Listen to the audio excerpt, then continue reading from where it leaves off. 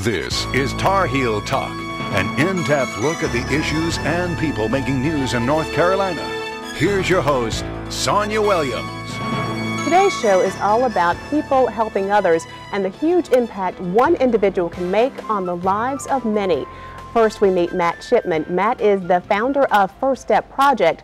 Through First Step Project, Matt is collecting supplies for Interact, a nonprofit organization that helps victims of domestic violence and sexual assault.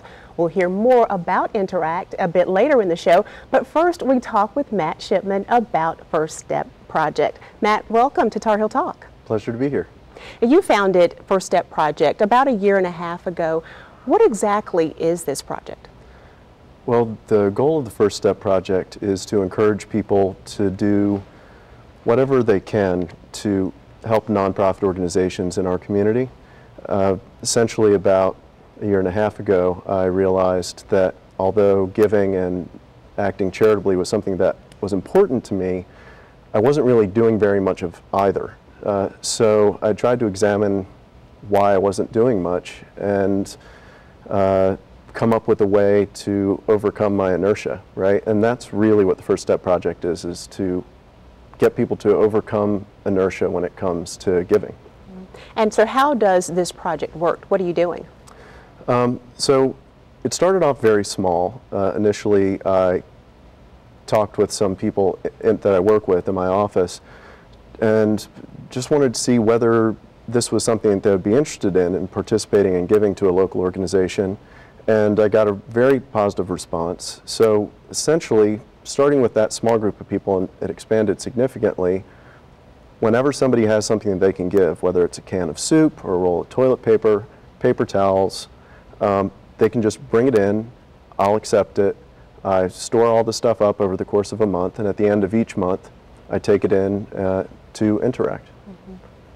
And what you've done with this program this project is you not only are collecting goods for Interact, but you also explain to other people how they can start their own First Step Project, so to speak. Absolutely. So as I said, I started off with a small group of people and it grew exponentially. More and more people wanted to be involved, and that really clued me into the fact that people are looking for a way that they can become involved in their community and they can make a difference.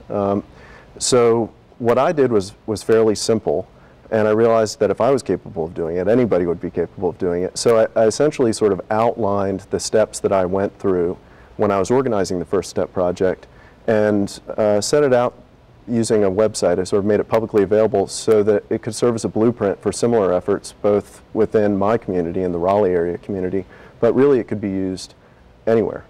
And your website is firststepproject.org? That's right, and there's a lot of information available there, and also my personal contact information, so if anyone has questions, they can contact me, and I'm happy to answer whatever questions they have. Okay, and they can send you an email at wmshipman@yahoo.com.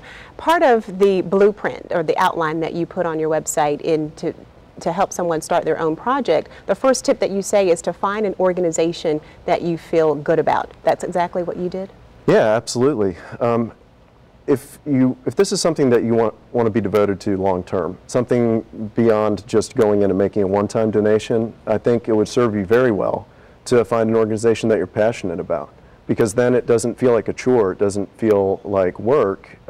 It's something that is just important to you, and it's something that you need to do, right, that you feel really good about. And that's the way I feel about Interact. I talked with a lot of people in the Raleigh community. I was new to the Raleigh community a year and a half ago. And I worked with the Institute of Nonprofits at NC State University, which has a lot of experience in this area. And then I looked at organizations that were involved in causes that I was passionate about.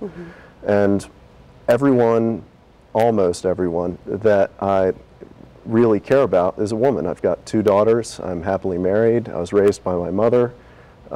So causes that are related to women's issues are ones that are near and dear to my heart. And another tip that you provide is that they should contact the organization. What should that conversation, that initial conversation be? Yeah, you want to maximize your effort, right? So you want to get the most out of the time and effort that you're putting into any project that you start.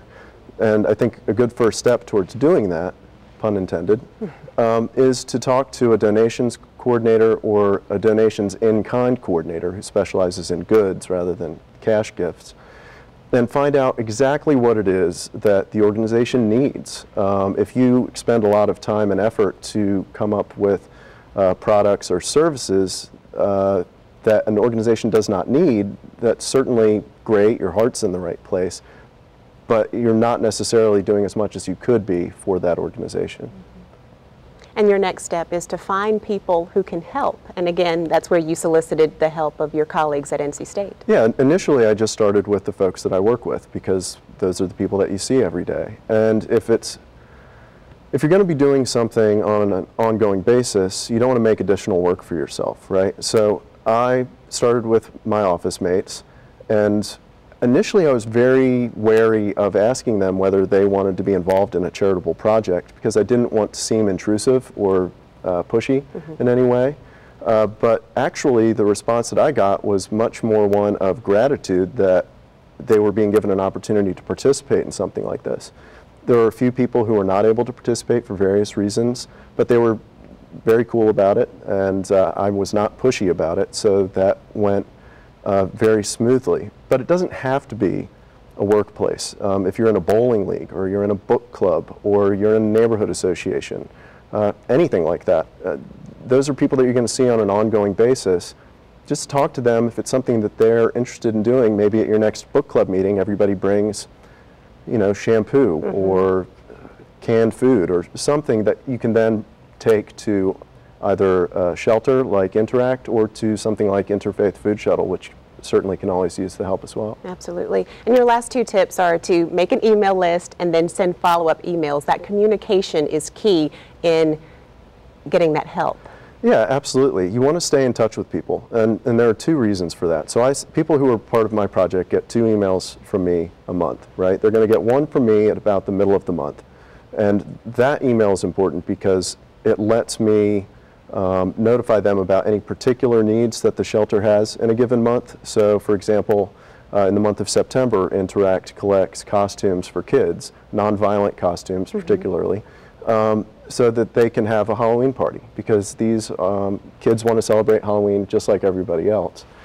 So, you know, when I send out that mid-month email, I can remind people, hey, in addition to all the goods that we always need, here are some goods that we really need this month. Then at the end of the month, after I've collected whatever donations we're going to get and taken them in, I send out a follow-up email just letting people know what we were able to give, and that includes an itemized list of all the donations so that there's some transparency and people can know that the goods that they gave did end up in Interact's hands where they could make use of them. Right. And just to thank them. You know, none of this would be possible without the effort of the people that are involved in the project with me. Absolutely. What kind of items are people donating, or what are you looking for? So we have something called an evergreen list, which is a list of things that Interact simply can't get enough of. If you're going to do your own project, you're going to develop your own evergreen list with whatever organization you choose to work with. But for Interact, there are things that they always need. For example, when you're providing a shelter situation for women and children, there are certain goods that women and children always need. You're going to need tampons, you're going to need pads, you're going to need shampoo, deodorant, toilet paper, cleaning supplies, durable foodstuffs, by which I mean canned goods, dry goods, which have a good shelf life. And please do not donate expired canned goods. That's my pet peeve. And then again, there are also things that change from season to season. School supplies near the end of the summer are always good, that sort of thing. And again, that's where that constant communication is key to make sure that the shelter is getting the items that they actually need. Absolutely. All right. Well, we're going to take a break, Matt. We'll talk more in just a minute. Thank you. Up next, efforts by First Step Project are benefiting Interact. We'll hear how when Tarheel Talk continues.